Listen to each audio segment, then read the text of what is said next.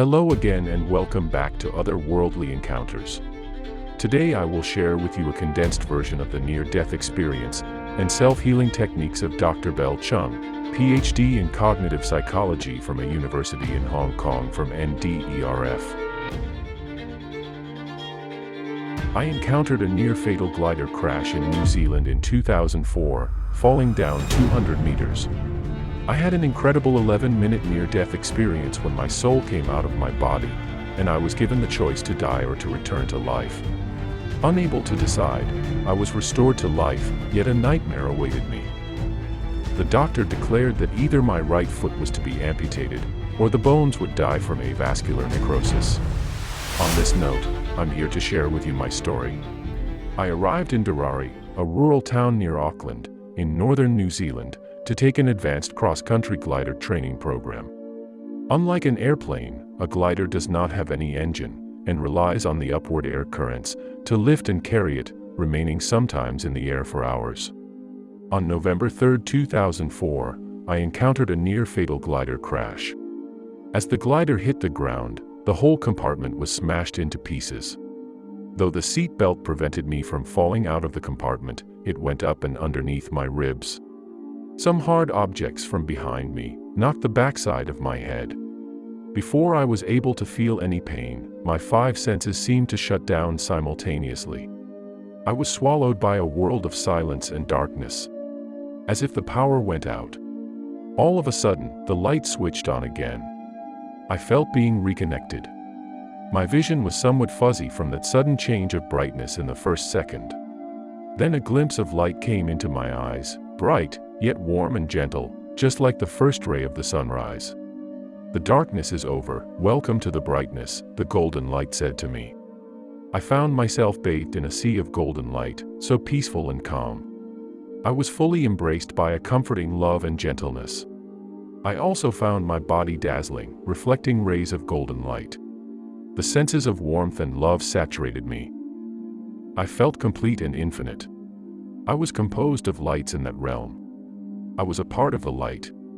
I still had a body shape, but there was no boundary, like how we can see the sunlight, but cannot tell its boundary. Or if you pour some alcohol into a glass of water, it doesn't dissolve, but it would mix perfectly into the water. It was incredible. The second thing I noticed was that I was not breathing, and my heart had stopped beating. Or I should say, I no longer needed any breath or heartbeat. I found myself floating in a vacuum. As I was wondering if either my own weight or the gravity was lost, I looked down and saw the trashed body of the glider. Fragments of glass and metals were scattered all over the ground. The glider wings and tail were completely ruined. I looked closer and saw a broken young man lying there, dying inside the compartment. His shirt was covered in blood. His wounds were bleeding badly. His forearm was broken. A white bone jutted out from his wrist. Even worse, the right ankle joint was horribly smashed and distorted. In horror, I realized this man looked just like me. That's my body. I knew I was dying. I could see that the dramatic crash from over 100 meters high had caused multiple fractures throughout my body. It was all covered with blood. I had been knocked unconscious, and my heart trembled weakly. The brutal pressure from the tightened seatbelt on my ribs stopped air from going into the lungs. While my body below showed no sign of life, no consciousness, nor feeling, interestingly, I felt completely well and comfortable, floating up above. I didn't have any wounds or feel any pain. All that I felt was joy and peacefulness. In that split second, my soul had come out from my body, floating up on top of the glider in the air, watching myself dying. That was an incredible feeling. At the point of death, my body and soul separated. I was in dual existence. When my soul came out of my body, I felt like a new being, leaving behind all my old senses, thoughts, and emotions. I could still see, hear, and feel the surrounding world, and was self-aware of my inner mind. However, the cognitive processes were remarkably different. While my body existed in a physical form, in that capacity, I no longer had any bodily boundaries or physical limitations. I was captivated by how the cognitive experiences of our body differed from that of the soul. Whilst our body is connected to the surrounding world through the five senses, our body relies on sensory cells to detect the outside stimuli and make the mapping to a particular group of regions within the brain where the signals were received and interpreted, such as images and smell.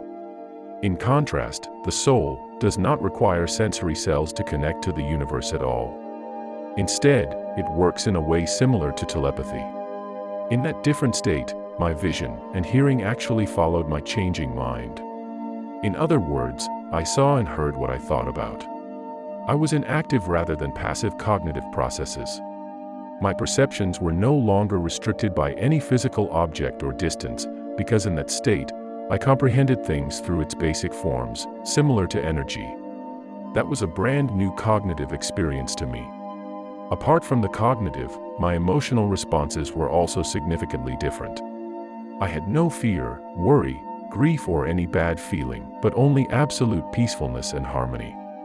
My emotional responses were disconnected to the outside circumstances and environments. If I was severely injured, normally I should feel painful or sad. But there, I only felt extremely calm and peaceful. That situation reminded me of the schizophrenia disorder, which is characterized by the breakdown and disconnection of thinking, behavior, and emotions. At the same time, I no longer relied on sound, technically the vibration of air molecules, to communicate there. Instead, communication worked through an ultrasensory channel. It's a pure and direct communication through thoughts, functioning through a telepathic mechanism. If we compare this communication process with that of our physical body, the latter requires constant coding and decoding, which is prone to misinterpretation and misunderstanding. This ultrasense communication is far more instant, direct, and effective. But where am I? I couldn't help wondering. In that sea of golden light, all that I felt was a gentle and incredible warmth and peacefulness, that which I had never experienced, something so pure and divine in the physical world.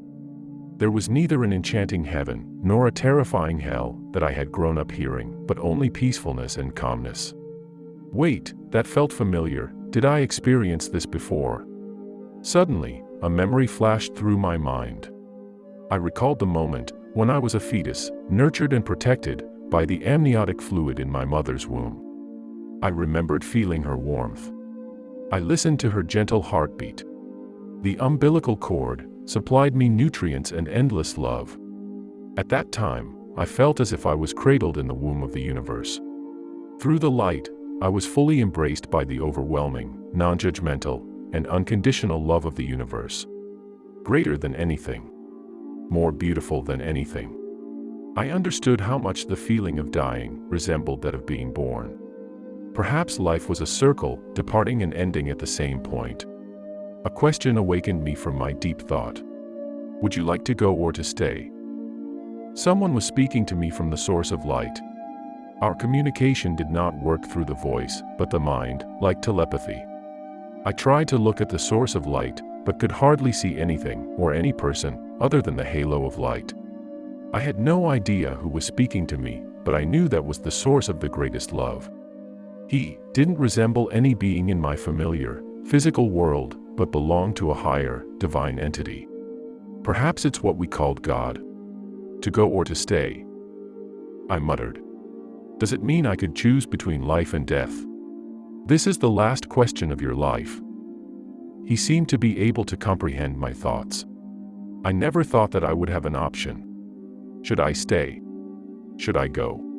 Before making your decision, you may wish to see your life in review. As I was absorbed in a deep thought of this question, a tiny spot of light appeared suddenly. In the center of the spot, I saw myself when I was a baby. Then the light spread out in all directions, like a spider spreading silk to build an intricate spider web. I looked closer to the web, and was surprised to find that every silk thread was connecting to time, as well as the cause and effect of different people and incidents. The threads were inextricably linked to one another. They connected my different stages of life, interweaving and mapping my own web of life. My web was only one of the many others. Each of the individual webs was linked by silk threads, connecting our relationships with one another. In front of me was a giant nest of webs. I stepped forward and leaned my head down into the nest. It felt like soaking into water. The only difference was that I didn't need to breathe. I opened my eyes and found myself in a cinema with thousands of screens around me. Playing on every screen were episodes of the different moments in my 30 years of life, from early childhood till the present. Some of which I remembered, some of which I had long forgotten. I was intrigued by this fascinating experience, which I had never gone through or imagined. For the first time, I had a simultaneous, panoramic picture of my entire life. The life review deeply enlightened and awakened me. I realized that my whole life was interwoven by one core value: freedom. I had traveled to over 30 countries by the age of 30. I was eager to learn travel by land and by sea. I drove, motorbiked, scuba dived, skied and climbed. I strived to push beyond my physical boundaries and bodily limitations, and to pursue greater freedom. When those activities could no longer satisfy my increasing desire for freedom, I finally realized my biggest dream of flying. I got my glider license and flew high in the sky like a bird, through white clouds across the clear blue sky. I became totally free. I had accomplished all my dreams before turning 30. It was on my 30th birthday that I didn't make a wish for the first time, and it was then that I realized that I was contented with my life. I stood still there, struggling with the last question of my life.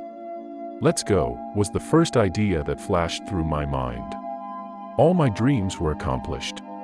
I had no regrets. If I was to die now, at the best time of my life, and all that I left behind were bright and beautiful memories, wasn't this perfect? After all, the meaning of life wasn't about the duration, but the quality. I had always believed in that. Just when I was ready to leave, all of a sudden, I felt emptiness and pain. A small crack appeared in the middle of my heart, and blood slowly flowed out. The deep chasm grew in me, and in seconds, half of my heart was already drained. An overwhelming sense of emptiness and remorse saturated me. I realized that I no longer had any dream. There was nothing in my life that held me back. I didn't need anybody, and nobody needed me. I realized how lonely and empty my life was. I was never alive. I never embraced true freedom. In the past 30 years, I was only chasing after time. I created one dream after another to escape from my inner emptiness. All that I ran after was recognition, to prove that I could do anything, to prove my existence. In my entire life, I was living under other people's values and expectations. I came to understand that realizing a dream was less than having a dream. It's the first time in my life that I was standing between two extreme feelings: contentedness and loss, joy and sadness. Half of my heart was bright red, filled with dreams and freedom. The other half was empty and dark, lonely and confused. I experienced the two sides of life's coin. Should I leave when my dreams were accomplished, or should I stay and truly learn to be alive? I honestly didn't know how to answer this very final question. If you choose to go, you may exhale your last breath and walk towards the source of light. If you choose to stay, then close your lips and keep breathing. Just walk back from the light. I looked down to my lifeless body, trapped in the trashed glider. I still kept my last breath, but I didn't know if I should keep it. Some time passed and I was standing still, unable to make up my mind. It seems that you are not ready to answer your final question. Your wisdom and vision are not fully unlocked yet. Your heart is still chained. This is your own question, so only you can answer. In that case, come back when you are ready to make the decision. Will I come back to choose again? I asked. When the time is right, you'll find the way back. I was deeply torn by the extreme feelings of contentment and emptiness. I couldn't make a decision. All of a sudden, the screens dissolved and the golden light quickly vanished. I started to melt down. The eye on the ground got back into consciousness again. My soul was pressed back into my body. I couldn't move my body, but could feel my heart pumping gently. At the same time, enormous pain flooded through every part of my body. It's killing me. But pain also assured me of one thing: I was alive. Apart from pain, my senses were recovered, one after another. I heard an ambulance siren, and cries and yells of the rescue team. Then, I smelled the stink of blood, mixing with burned plastic, and the scent of fresh-cut grass.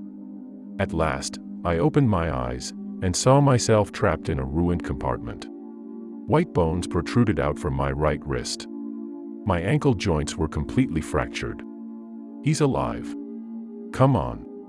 Hurry. The rescue team found me in excitement. Those were the first words I heard when I returned. The rescue team took 30 minutes to get me out of the demolished glider, and then to the hospital. In the ambulance, I heard, the accident occurred during the glider launch. He fell over 100 meters, onto the grassland, next to the runway. We ran over there from the control tower. He was unconscious for 11 minutes. In 11 minutes, I caught a return journey, traveling through life and death. As soon as I arrived at the hospital, I was rushed through various scans and examinations.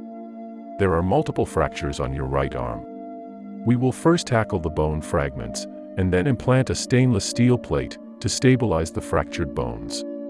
The posterior cruciate ligament, the medial and lateral ligaments on the left knee, are all broken, possibly because of the sudden hyperflexion and hyperextension at the crash. We can do a reconstruction surgery to repair the torn ligaments, the doctor explained to me. Fortunately, the other injuries are not critical, except your right ankle. There are severe fractures. The scan shows that the blood vessels are damaged. Even if we use stainless steel rods to stabilize the bones, without blood supply, the bone tissues will die, and the bones will collapse. I'm sorry, I'm afraid it is necessary to amputate your right foot. We need your consent to do the surgery. No, I disagree. I said weakly, yet firmly. That may cause severe infection and risk your life. Then don't save me. Just leave me alone. Those were my last words before I fell into a coma for the following 3 days. Because I clearly refused the amputation, the doctors had to respect my decision and could only use stainless steel rods to stabilize the bones on my right foot. However, they reiterated that without blood circulation, the bones would gradually collapse and die. The doctors explained that because all the blood vessels were damaged, there was no blood circulation in my right foot at all. Medically, there was no surgery or drug that could cure my foot. Moving forward, none of the alternative therapies showed any encouraging results, so eventually I lost my faith to carry on. I was not hopeful for a miracle. Like many other patients, I fell into the trap of tragic victim. All I saw was doom and gloom. There was no future. Faith, perseverance, and determination vanished, replaced by pain and despair. I became resentful and depressed, and more dependent on drugs and painkillers to relieve the intolerable pain. I hopelessly awaited death to cease my pain and to set me free. I swore to God, "Kill me, you're the murderer." After trying various treatments, I found that the key to recovery was to go deep down into the subconscious. To achieve this, I conducted double self-hypnosis, or in other words, to dream inside a dream. I found dreams provided a gateway to communicate with our subconscious mind, and served as a platform for self-healing. We may construct double, or even multiple layers of dreams, to help enter deeply into the subconscious, for healing purposes. What I did was to program a second layer dream, in a constructive, target-oriented and symbolic manner, so that they acted as a hypnotic suggestion to the subconscious, in a trance state. Because our subconscious and body are interrelated through the symbolic activities and actions in a dream, we can trigger physical and psychological effects. Once I was deeply relaxed in a trance, my subconscious doctor guided me to a second layer dream. In that arena, I performed various symbolic self-healing activities, such as cleaning a street and building bridges and irrigation systems. Because our subconscious is closely connected to our body, there are mirror connections between dream and body. These symbolic self-healing dream experiences in my inner world led me to actual tangible body recovery on the outside. 1 year after the accident, I could walk freely again. I went back to the crash scene in New Zealand and found the sunglasses, which I lost at the accident. In 2011, 7 years after the accident, I wrote my first biographical novel, Life Returns, traveling through life and death in 2,322 days, which reveals my near-death experience and the 7 years of an amazing life-changing voyage. What did you think of the doctor's story? If you enjoyed his story, please give it a like and subscribe, which will help this channel grow, and hit the bell icon so you can receive a notification when I release a new video. If you would like to share a story and have it featured on this channel, please send a written account to my email address noted here. Thank you for watching, and I hope you will come back and visit again soon.